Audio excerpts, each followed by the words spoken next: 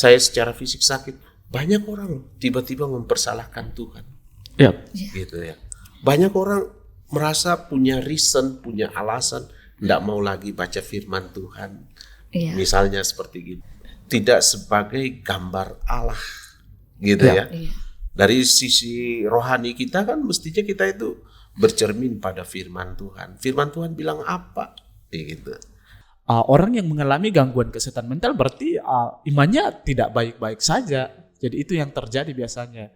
Ya, benar. Secara herediter, Iya. secara genetik, orang itu menurunkan kondisi kesehatan mental seperti ini. Saya tertarik tadi dengan yang disampaikan Pak Pendeta bahwa kita itu tidak boleh underestimate seseorang langsung dari ciri-ciri dari luar saja, Pak ya. Ada anak-anak kita itu tidak punya cukup modal dari keluarga asalnya. Orang tuanya itu tidak membekali mereka. Iya. Iya, dan modal untuk beradaptasi di dunia realita itu mereka tidak dapatkan. Yuk kita berempati lah gitu. Kan tidak semuanya kita ini berasal dari keluarga yang beruntung. Iya.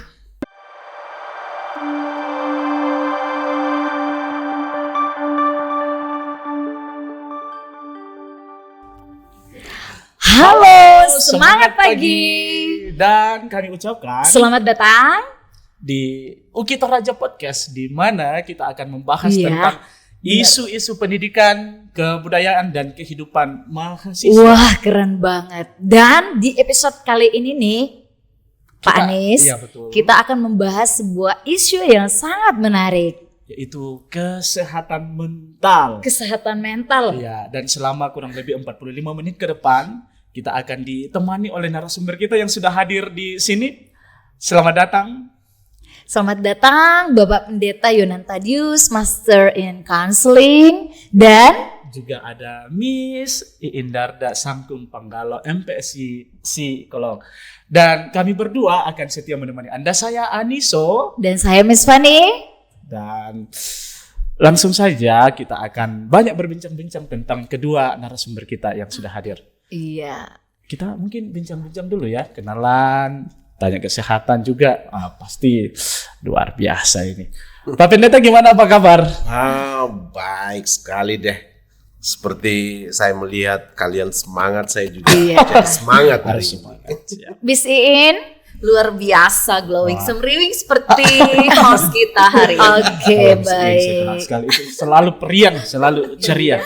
Pokoknya dalam keadaan. Pak Yo, saya mau tahu kegiatan sehari-harinya berjalan dengan lancar, dengan baik. Kira-kira Bapak lebih banyak berkegiatan sehari-hari apa Pak? Karena saya melihat Bapak banyak cuitan nih di Facebook. Saya juga sering baca dan itu sangat keren loh Pak. Oh gitu ya. Iya. Wah, rupanya saya telusuri terus ya historinya ya. Stalking. Ya selain pendeta, saya kan sekarang ini sudah tidak di jemaat. Jadi saya dapat tugas khusus lagi oleh Sinode di Komisi Konseling Pastoral Gereja Toraja.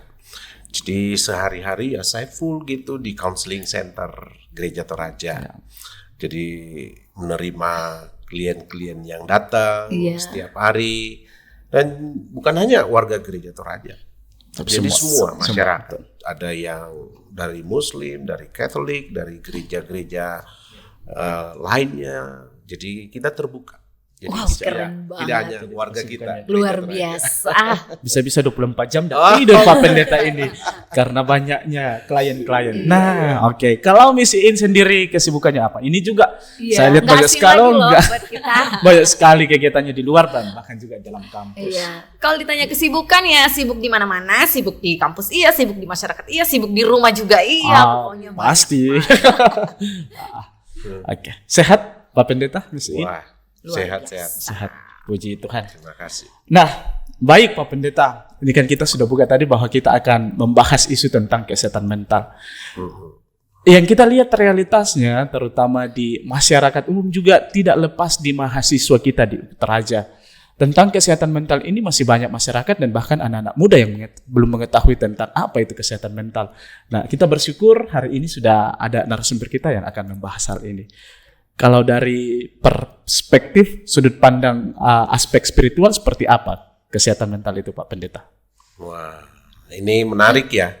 Senang sekali karena topik ini kita angkat untuk menolong masyarakat dan juga kita sendiri sebenarnya juga untuk aware dengan topik ini. Jadi saya senang karena ini bagian dari upaya memberikan informasi atau diseminasi. Dan ini jarang sekali karena selama ini kita itu fokus pada kesehatan fisik kita. Iya, benar banget. Sekarang ini mestinya kita aware dengan berbagai hal yang kita lihat sehari-hari, begitu banyaknya stresor yang bisa seperti membombardir kita gitu ya. Nah, itu mestinya kita aware bahwa penting sekali kita ini memikirkan tentang kesehatan mental kita. Karena dari situlah kita melihat bahwa kita tidak hanya melihat hidup ini dari physically, tetapi dari aspek yang lain juga. Iya, Pak. Dari hidup ini. Benar banget. Dan kesehatan mental ini kan intangible atau tidak terlihat seperti penyakit fisik begitu, Pak ya. Dan kira-kira menurut Bapak bagaimana ciri-ciri orang yang terlihat sehat mental, Pak? Sebenarnya sehat secara mental itu sudah ada definisinya. Jadi secara sederhana ya, WHO itu memberikan definisi melihat produktivitas seseorang. Jadi ketika produktivitas seseorang itu sudah mulai terganggu, itu berarti ada tanda-tanda, ada gejala, mungkin kesehatan mentalnya sedang mengalami gangguan gitu.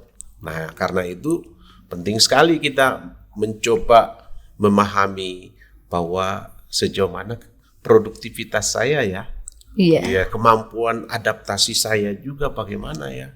Jadi sehingga kita itu bisa mampu memperlihatkan fungsi-fungsi kita sebagai individu atau sebagai orang tua atau sebagai apalah, mahasiswa atau sebagai pegawai.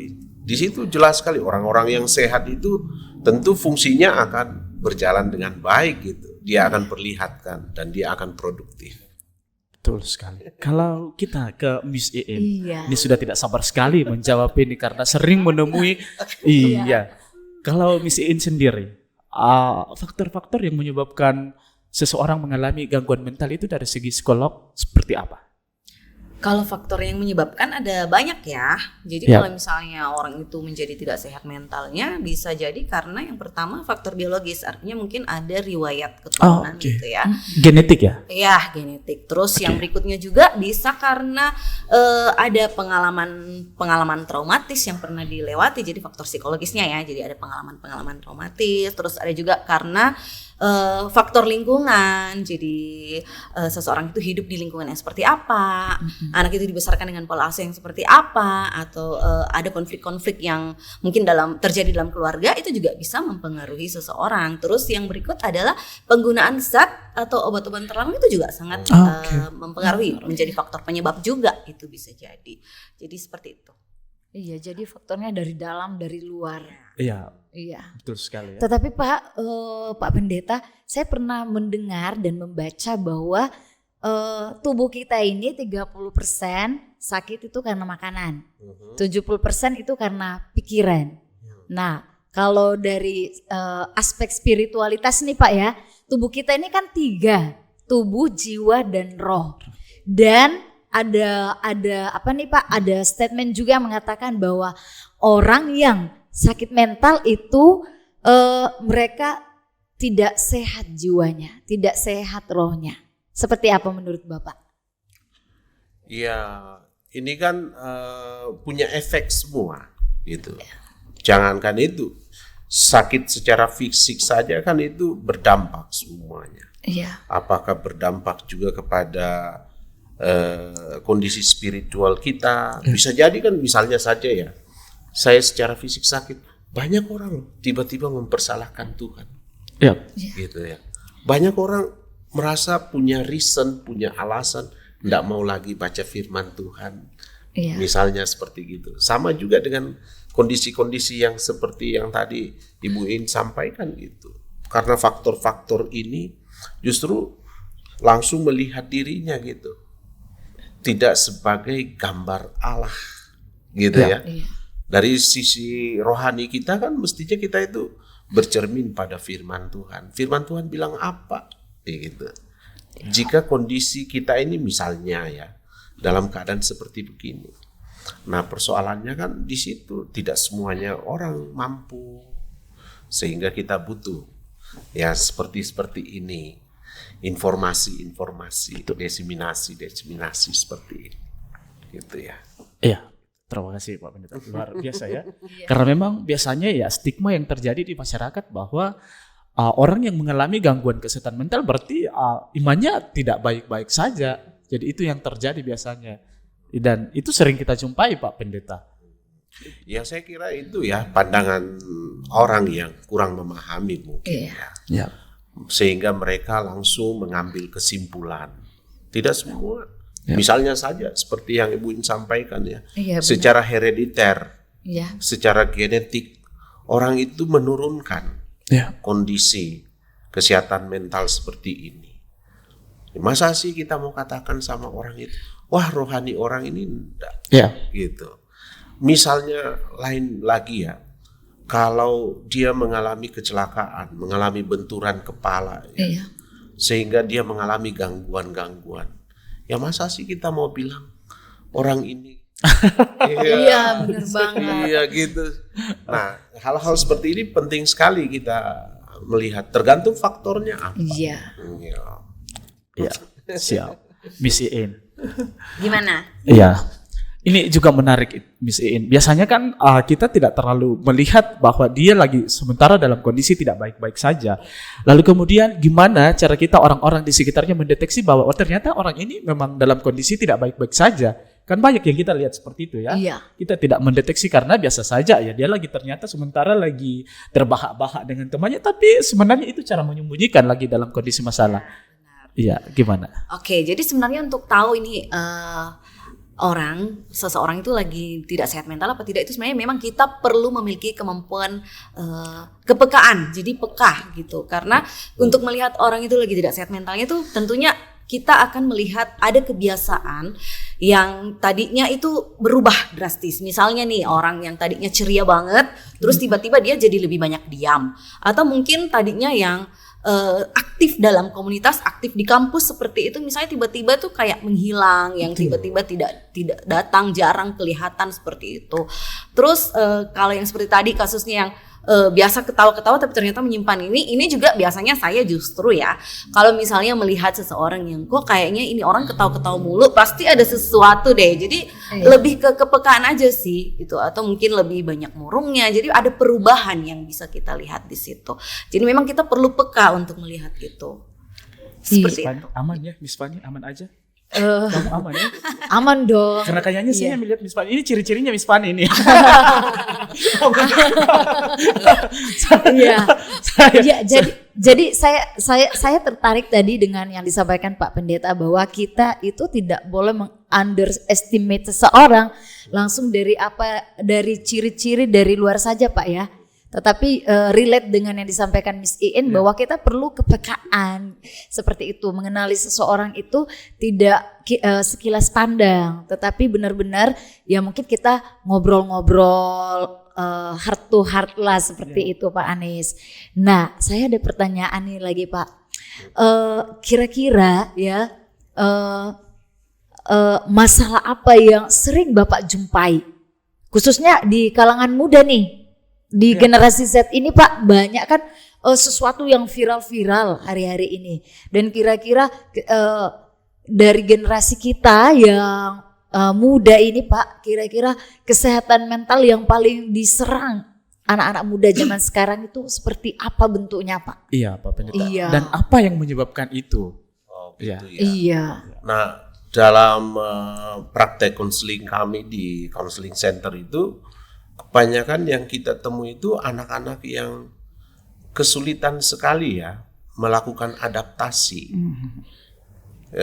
terhadap kondisi-kondisi yang mereka hadapi. Saya beri contoh aja, misalnya mereka menghadapi bully, ya gitu.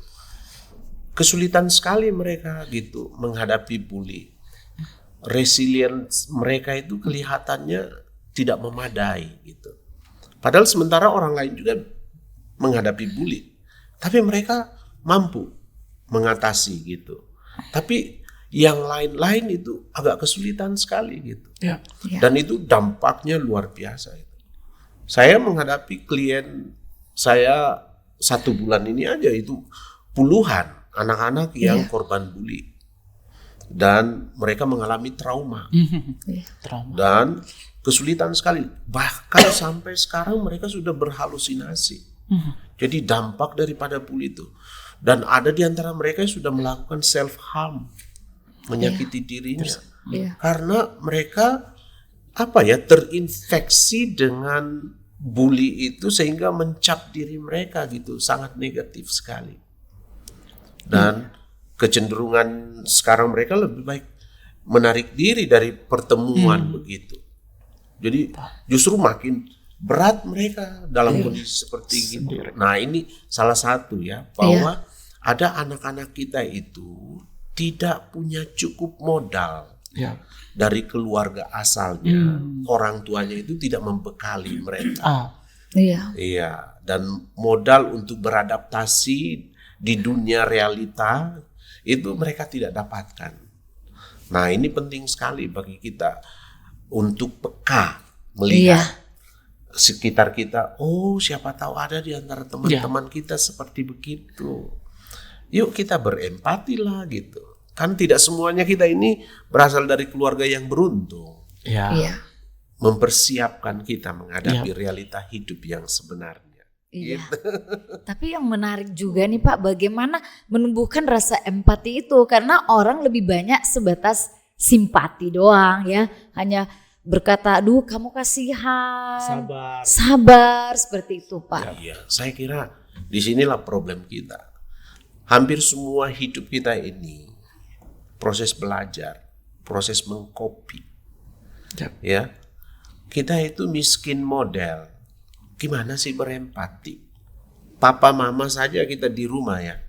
Ketika mama bekerja, papa itu berempati melihat mama sendiri bekerja gitu. Nah, ini pelajaran penting bagi kita. Sederhana sebenarnya. Atau papa itu lagi sedang kerja sesuatu, misalnya saya ya sebagai pendeta saya siapkan khotbah. Tiba-tiba istri saya datang gitu. Memberikan support. Iya gitu ya. Atau menyiapkan minuman bagi saya. Nah, tindakan-tindakan empati seperti ini anak-anak lihat.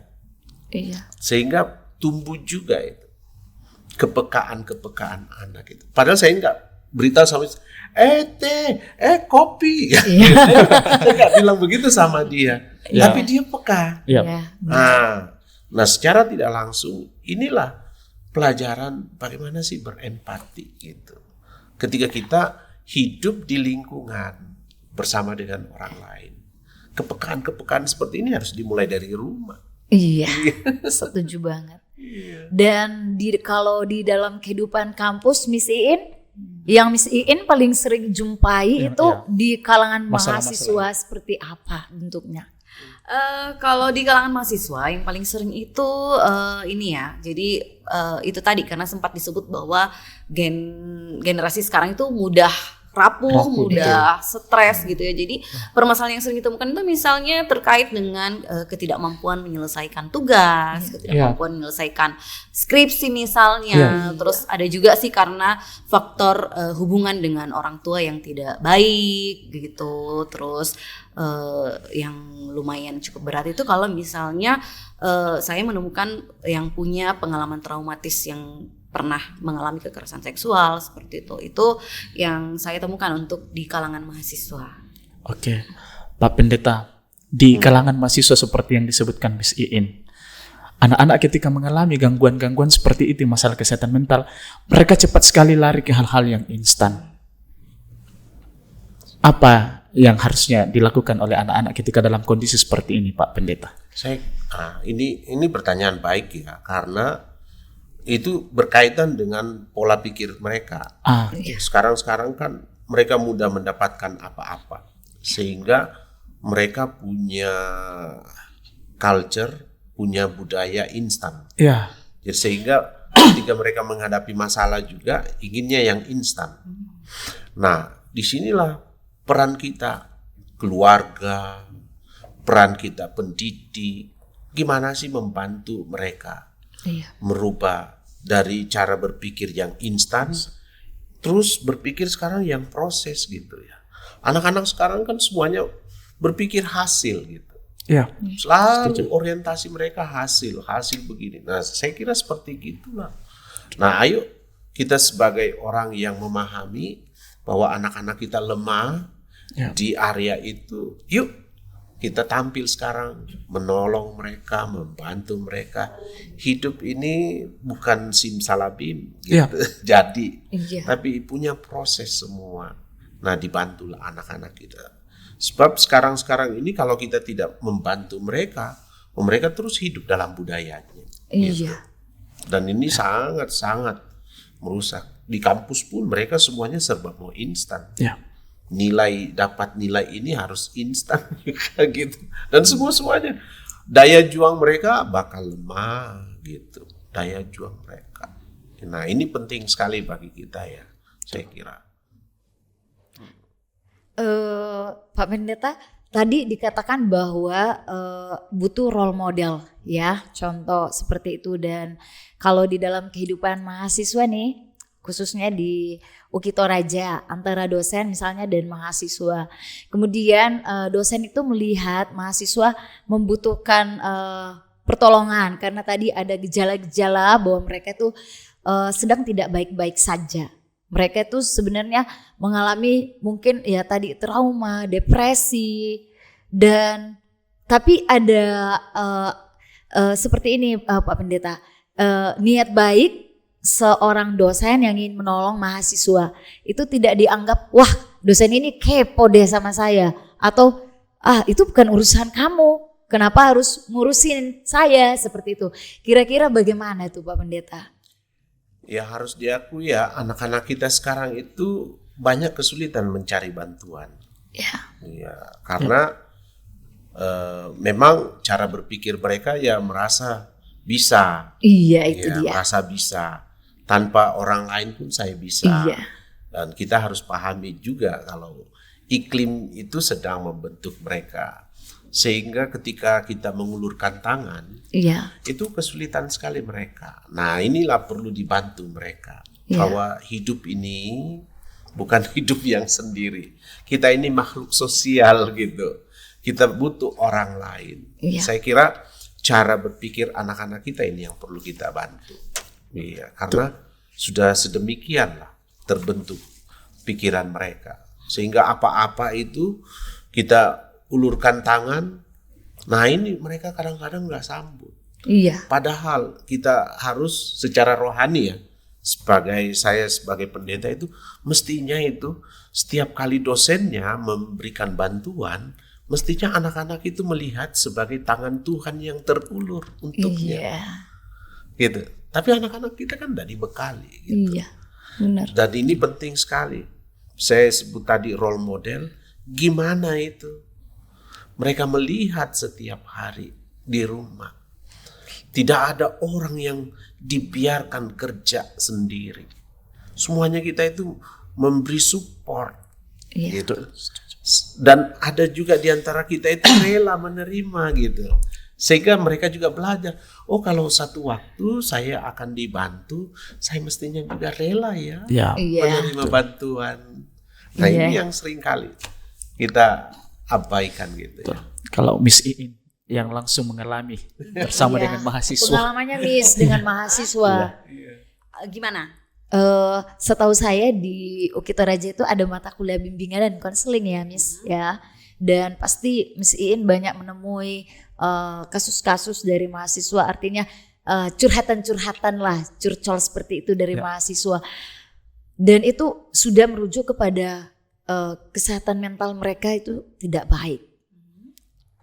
Apa yang biasanya dilakukan Miss Iin? Iya. Oh, yang saya lakukan. Iya. Gitu ya. Kalau misalnya ada mahasiswa yang datang konseling ya tentunya pasti dilayani dong ya.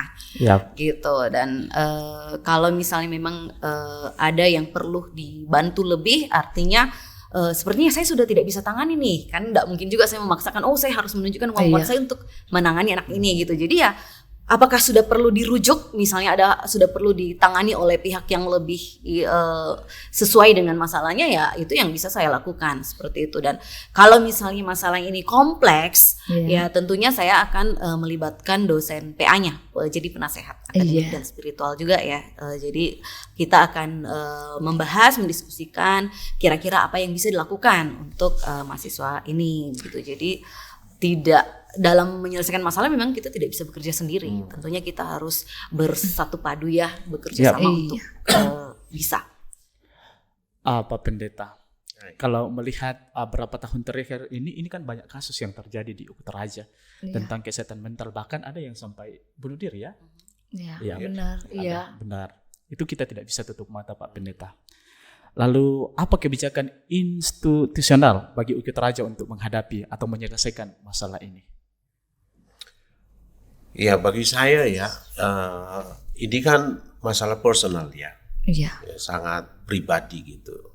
Mengapa orang itu memilih misalnya mengakhiri hidupnya dengan cara yang tidak diharapkan, seperti tadi disebut fenomena bunuh diri itu ya. Iya. Nah, selain kita harus pahami bahwa faktor yang bisa mencetuskan orang melakukan bunuh diri kan salah satunya itu kesehatan mental mereka ya, lagi down gitu. Mungkin karena ada masalah dan mereka kesulitan sekali menyelesaikannya, menghadapinya, lalu mereka kepikiran untuk memilih jalan pintas untuk mengakhiri hidup gitu. Nah, bagi saya ya, perlu memang sekarang dilakukan upaya mendeteksi dini kecenderungan kita. Salah satunya ada harus langkah-langkah mendeteksi dini kecenderungan bunuh diri, suicide itu. Ya, kita mesti punya langkah-langkah untuk mendeteksi. Jadi kita melakukan screening misalnya untuk hal itu. Atau mungkin juga ya perlu memang dilakukan sekarang ini sebelum kita rekrut mahasiswa gitu ya. Iya. Kondisi mental mereka itu sudah Harus kita punya tahu. Kita sudah tahu gitu. Data sejak itu kita awal. sudah miliki. Untuk mendeteksi dini juga. Saya kira itu salah satu mestinya. Supaya kita itu tahu langkah-langkah apa yang harus kita lakukan buat mahasiswa ini gitu ya. Iya. Buat rekan kerja kita ini juga misalnya gitu kan kita tidak tahu siapa di antara kita, tapi dengan alat-alat assessment seperti itu kan sangat membantu sekali kita. Jadi sebenarnya banyak hal yang bisa kita lakukan untuk memiliki informasi awal sehingga saya percaya ya UKI punya SDM gitu. Ukutaraja ini punya SDM dan mereka sudah bisa melakukan hal-hal yang bisa dilakukan yang terbaik lah buat masyarakat Toraja, buat mahasiswa Toraja gitu. Iya. Dan mengenai screening awal tadi ini Pak Pendeta, itu pasti akan menjadi sebuah batu loncatan juga ya untuk mahasiswa, bukan hanya untuk mental mereka yang baik, tetapi di dalam menjalani kehidupan kampus, karir ke depan itu pasti juga dipengaruhi oleh kesehatan mental itu. Setuju sekali saya. Jadi kita banyak hal gitu. Jadi nantinya itu kita sudah bisa punya prognosis seseorang gitu ya. Oh, kedepannya dia gini. Tentu anak-anak itu juga kan memiliki potensi-potensi. Jadi untuk kita lebih mengarahkan dia lebih maksimal di potensinya ini kan itu kelihatan sekali gitu. Saya kira dengan cara seperti itu kita akan melahirkan generasi-generasi yang produktif. Iya. Generasi emas 2045. Gitu, Dan menariknya Pak, di UKI Toraja ada tim konseling ya Pak Salah Anis ya. satunya Miss Iin. Oh ya, tim konseling ini coba Ini dia mau mungkin ya. sampaikan kayaknya. Iya, Kira-kira ceritakan sedikit mungkin dong ada Miss Iin. program-program ke Iya. depan. Iya. Program-program yang bisa lakukan itu tadi sudah dapat ide bagus nih dari Pak Pendeta ya. Iya. Jadi memang perlu dilakukan screening di awal, screening tentang kesehatan mental, kondisi mental mahasiswa ketika dari awal dia masuk. Lalu juga kebetulan saya dan rekan saya Pak Dion Rumpa juga punya riset ya, jadi ada sistem atau alat yang bisa mungkin dikembangkan untuk mendeteksi emosi atau mood seseorang. Luar biasa. Wah, Bersama Pak Dion Rumpa ya? Iya. Oh, saya kenal Bapak ini andalan memang. Itu bagus banget kalau misalnya di kampus Iya. ini di UKI itu bisa dikembangkan itu. Setuju langsung mendeteksi Iya. ya. Iya, dan tadi kan ada tim konseling ya Miss Oh, ya. iya. Dan kalau bisa mungkin lebih diperkenalkan kepada mahasiswa siapa-siapa saja mereka dengan di sosial media tentunya, supaya kalau misalnya mahasiswa ini sedang down ya, sedang murung, Iya. saya mau lari kemana? Oke. Sementara ya mungkin dosen paksnya itu mungkin sibuk atau belum Terbatas ada gitu waktu Ya. terbatas. Mereka mau melakukan Memang. apa seperti itu. Bagus sekali Iya. UKI Toraja ini membuka satu bidang yaitu Tim tim konseling dan tagline-nya itu melayani sepenuh hati. Ya. Jadi ada lima dosen di dalam yang jadi tim konseling itu. Iya. Salah satunya itu host kita Pak Anis, ya. Salah satunya ada Ibu Mersilina, Iya. Ibu Harmelia, Ibu Irene. Dan juga saya, kami berlima. Jadi dan dosennya itu orangnya baik-baik banget. Jadi Asik ya. sebenarnya mahasiswa tidak perlu takut untuk datang gitu karena tim konseling ini sangat welcome ya untuk Iya. mendampingi dan Yap. melayani mahasiswa. Betul. Tinggal di prodi bagaimana mensosialisasikan barang ini. Karena kami tiap bulan itu rolling ke prodi dan bahkan tiap 3 bulan itu kami ada pertemuan khusus dan belum banyak yang tahu dan mungkin masih ada yang takut-takut nanti rahasia kita terbongkar atau apa segala macam. Tidak, percayalah rahasia. Jadi sudah diupayakan untuk disosialisasikan ke semua. Cuma memang kendalanya juga salah satunya adalah mungkin karena ada perasaan malu. Saya juga kurang tahu ya, tapi memang sepenglihatan saya di lapangan gitu, kita orang Toraja itu kayak punya longkok gengsi gitu loh untuk mengungkapkan bahwa terbuka. kita ini sedang ada masalah gitu. Jadi cenderung untuk mempertahankan bahwa saya tidak punya masalah, padahal ada. Akhirnya masalah itu tidak diselesaikan dan akhirnya menjadi stres, dan itulah kenapa banyak kasus-kasus bunuh diri yang terjadi. Mungkin salah satunya itu juga. Setuju, Pak Pendeta ini yang kami banyak temui Pak Pendeta. Anak-anak di UKI Toraja itu merasa bahwa saya dalam kondisi baik-baik saja. Nanti ketika betul-betul sudah anggapnya sekarat baru merasa bahwa ternyata saya butuh. Ini yang terjadi di Toraja pada umumnya ya Ibu In, seperti yang disampaikan. Sebenarnya itu salah satu bentuk mekanisme pertahanan diri. Denial ya. Jadi atau merasionalisasi. Iya. Jadi rasionalisasi dan denial itu bisa jadi pilihan. Sebenarnya hal-hal seperti itu sebenarnya upaya kita itu mau lari dari rasa sakit ya. Nah, dan kadang-kadang kita memilih defense mechanism seperti gitu. Nah, itu tadi kalau kita bicara tentang peka, nah ini kita mesti peka juga ya. Karena itu akan diulang-ulang.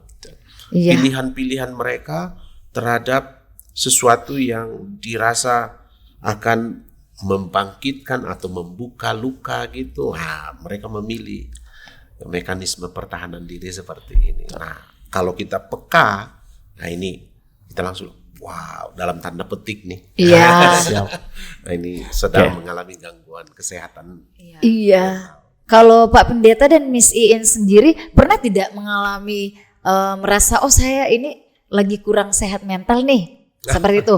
Atau misalnya punya experience sendiri Pak yang bisa di-share kepada sahabat UKI, dan bagaimana cara Bapak dan Miss Iin mengatasi Pak Pendeta dulu. Saya beri contoh saya tipe pribadi avoidant.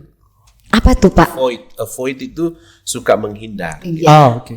Jadi kalau ada masalah itu cenderung dihindari gitu, avoid. Jadi memang perlu kita pahami juga tipe kita seperti apa dulu. Jadi self awareness-nya kita ini perlu dibangun.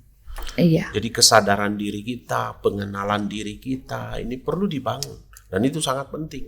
Sehingga kita tahu tuh bagaimana kita menyusun langkah-langkah strategi untuk diri kita. Iya. Nah, saya sudah punya gini. Nah, apa yang saya harus latih untuk diri saya supaya tidak seperti begini lagi. Iya. Iya. Dan itu yang menolong saya gitu. Dan saya bisa mengatasi tipe kepribadian saya yang avoidant. Menghindari dengan lari itu beda ya Pak ya? Lari dari kenyataan Pak. Lari dari masalah kan biasanya lari dari masalah. Ini kan menghindari. Karena ini tipe kepribadian. Jadi tipe kepribadian kita itu macam-macam ya. Jadi misalnya Mas Anies ini tipe apa gitu ya? Strong. Ya. Ya, saya kebetulan tipe avoidant. Ada yang borderline, ada yang dependent, gitu macam-macam gitu ya. Jadi perlu kita tahu gitu. Sehingga kita bisa menyusun apa-apa yang baik untuk diri kita setelah kita sadari. Iya. Keren sekali. Iya. Memang harus mengenali diri dulu lah. Kalau Miss Iin kayaknya ini lebih kayaknya menangis ini nanti kayaknya kalau dia ceritakan pengalamannya dari masalahnya kayaknya berat sekali nih. Terus dia bangkit begitu. Nanti ujung-ujungnya saya nih yang butuh konseling. Gak usah nangis. Oke, enggak. Jadi kalau berbagi pengalaman sih sebenarnya ini pertanyaan yang agak saya takutkan gitu ya. Oke. Kalau berbagi pengalaman, saya punya pengalaman yang panjang kalau mau diceritakan. Intinya adalah saya pernah mencoba bunuh diri juga. Gitu. Dan itu tidak cuma satu kali. Jadi awalnya itu kepikiran terus pengen coba-coba. Tapi untuk teknisnya saya nggak usah jelaskan, nanti dibilang mengajari lagi kan. Jadi saya pernah kepikiran, terus udah coba-coba. Tapi ternyata nggak ada efeknya gitu kan, minum obat juga nggak ada. Terus habis itu yang kedua itu kemudian mencobalah meminum sesuatu gitu dan gagal karena waktu itu cepat-cepat diselamatkan, jadi dibawa ke rumah sakit udah kayak gitu. Terus kemudian 5 tahun ke depan lagi itu melakukan lagi kayak gitu. Dan untungnya gagal lagi karena kalau berhasil saya tidak ada di sini ya. Iya, benar. Jadi ternyata gagal lagi dan itu proses saya menjalani kehidupan dan akhirnya saya belajar banyak dari pengalaman itu, melewati banyak rintangan seperti itu dan akhirnya saya tiba pada satu titik di mana saya menganggap bahwa ternyata sebesar apapun badai itu ternyata kita bisa lewati gitu. Dan bisa sampai di titik ini tuh ya itu luar biasa sih, puji Tuhan juga. Saya belajar masuk psikologi kemudian menjadi psikolog itu sebenarnya awalnya saya berobat jalan ya untuk diri saya sendiri dan akhirnya ya saya bisa sekarang, saya bersyukur kalau bisa mendampingi orang-orang yang punya kasus yang seperti itu. Wah, keren banget. Iya, luar biasa. Itu sangat inspiratif loh Miss Iin. Sehingga mungkin sahabat UKI yang hari ini menonton podcast kita dimanapun berada dan mengalami pada titik terendah itu ya, ada orang yang sayang kepada kalian ya. Tadi ada counseling center ya yang disebutkan oleh Bapak Pendeta, itu boleh dikunjungi, divisit oleh siapa saja ya Pak? Siapa saja. Iya. Dan memang tempatnya di mana kalau boleh tahu Pak? Iya, kita pengen tahu Pak, tempatnya di mana ya? Justru lokasinya itu ada di kampus 3 UKI. Iya, keren sekali. Dekat loh. Dekat. Iya. Makin dekat dengan mahasiswa. Iya. Benar. Dan Pak Pendeta ini tidak 24 jam di bawah Pak Pendeta ya, saat-saat tertentu. Dan iya memang keren sekali. Dan akhirnya Pak Pendeta, Bu Iin juga. Ya kita memang perlu berikan aplaus memang. Iya. Luar biasa. Pak Pendeta sudah berbagi edukasi bahkan pengalaman sendiri. Iya. Tidak mudah untuk bangkit, tetapi betul yang katakan Miss Iin. Iya. Tadi kurang Pak Anies nih yang menceritakan, karena kan Pak Anies juga tim konseling. Nanti nangis dia. Iya. Nantilah ada sesinya nanti kalau diundang juga. Iya. Boleh melihat kayaknya kayak kamera Pak Pendeta tentang pesan-pesan untuk menjaga kesehatan mental terutama anak-anak kita di Ukit Raja yang ya Miss Iin sudah tahu dan bahkan Pak Pendeta pasti banyak lainnya dari Ukit Raja. Iya. Harus memang ada harus memang tekanan yang mau disampaikan kepada mereka tentang pesan-pesan untuk menjaga kesehatan mental, Pak Pendeta. Baik sekali ya. Kalau boleh saya bilang gini, yang pertama itu kita itu harus mencoba untuk tidak malu mencari bantuan. Tidak malu ya? Tidak malu mencari bantuan. Oke. Jadi tidak ada di antara kita yang stress free, nggak ada. Tidak ada di antara kita yang problem free. Semua kita punya. Dan kita butuh bantuan. Nah, kita harus pertama gitu. Nah, yang kedua, ya kita harus juga menolong diri kita gitu. Supaya kita ini menjadi pribadi yang produktif, berarti kesehatan mental kita ini perlu kita jaga. Kita harus rawat. Nah, salah satunya kalau anak muda ya yuk kurangi begadang. Begadang, jangan begadang. Kurangi begadang. Itu ya. Siap. Mencoba minuman-minuman gitu. Ini. Hati-hati loh. Minuman alkohol itu jendela. Celah. Itu jendela. Bisa mengarah ke hal-hal yang lain lagi gitu. Nah, hal seperti gitu. Ya kita mesti aware bahwa hidup ini nih terbatas nih. Iya. Masa sih kita mau isi dengan hal-hal yang akan merusak kita gitu. Makan juga perlu kita pikirkan. Untuk kesehatan mental itu deteksi dininya itu bagi kita itu perlu dipikirkan dua hal ini penting. Tidurnya dan makannya. Gitu. Bagaimana kita itu harus makan makanan yang betul-betul menyehatkan. Gitu. Kurangi gorengan. Karena itu makannya kita sudah bagus gitu ya, makanya itu menunjukkan bahwa kita ini sehat. Gitu. Iya. Tidurnya kita juga gitu. Berkualitas. Berkualitas bagaimana, terus harus exercise juga tubuh ini. Bagaimana kita berolahraga ringan atau apa gitu. Itu penting sekali. Kita menjaga, terus mencoba ya memikirkan hal-hal yang positif. Ingat ya, pikiran kita ini harus kita penuhi dengan hal-hal yang baik, hal-hal yang positif. Karena pikiran ini mempengaruhi perasaan, mempengaruhi juga tingkah laku. Memang Alkitab sudah bilang, pikirkanlah perkara di atas. Gitu. Yang manis, yang lembut, yang baik, adil. Apa itu? Ya pikirkanlah apa yang Tuhan pikirkan. Nah, kalau Tuhan pikirkan yang baik untuk kita, loh kok kenapa kita mau yang tidak baik ya? Gitu. Kalau kita sudah tahu di Alkitab bahwa rencana Tuhan itu indah, rencana Tuhan itu damai sejahtera, rancangannya begini. Bukan rancangan kecelakaan. Kita yang mau rancangkan yang kecelakaan. Nah, pikirkanlah itu. Super sekali. Lanjut dong, Miss Iin. Pesan-pesannya. Pesan-pesan.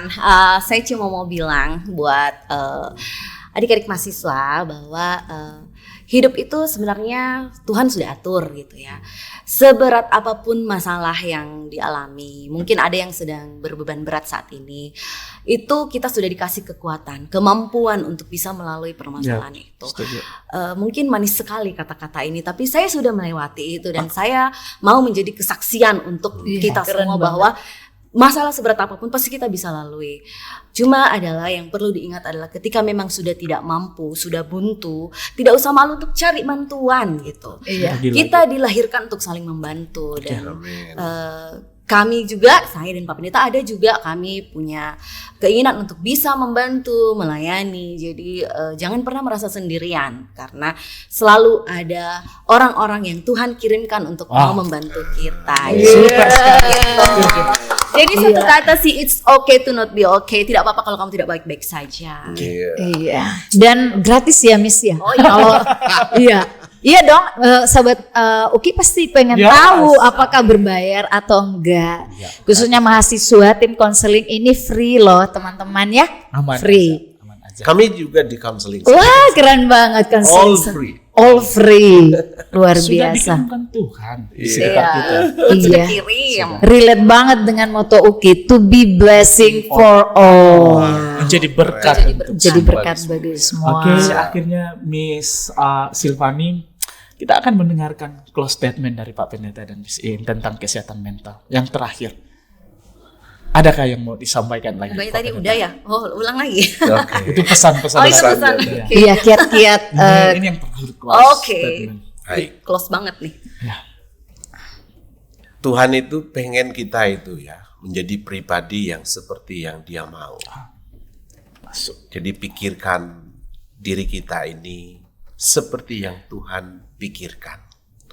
Salah satunya itu memikirkan kesehatan mental kita. Wah, Iya, misiin. Oke, kalau dari saya adalah jelas sekali nih. Oke. Salah satu cara atau salah satu bukti kita mencintai diri kita sendiri adalah dengan menjaga mental kita sehat. Bagaimana kita menjalani hari-hari dengan sesuatu yang bermanfaat. Bagaimana kita bisa menjadi inspirasi atau berkat buat orang lain. Itu. Super sekali. Dan akhirnya sahabat Uki, kurang lebih 1 jam kita bersama narasumber Iya. yang hebat, memberikan tips-tips yang luar biasa Keren tentang banget. kesehatan mental. Iya. Dan memang kesehatan mental itu sangat penting untuk menjalani kehidupan ini supaya kehidupan kita tetap seimbang. Iya, dan saya yakin sahabat Uki melalui episode kali ini semuanya pasti pertanyaan dalam dirinya bertanya-tanya nih saya harus seperti apa, Yang itu masih sudah galau-galau, terjawab. yang Iya, masih no kena galabers putus, ya, no no galau-galau bapers. lagi. Pokoknya pasti makin semangat dan segera hubungi ya tim Iya. konseling. Baik di counseling center atau tim konseling Uki Toraja siap membantu Anda dan kita semua. Berharga di mata Iya, Tuhan. kita berharga di Bagaimana mata Pak Dion, aman? Kayaknya ini yang mau di konseling pertama ini sudah tidak sabar sekali nih. Oke. Dan Pak Aldi katanya juga.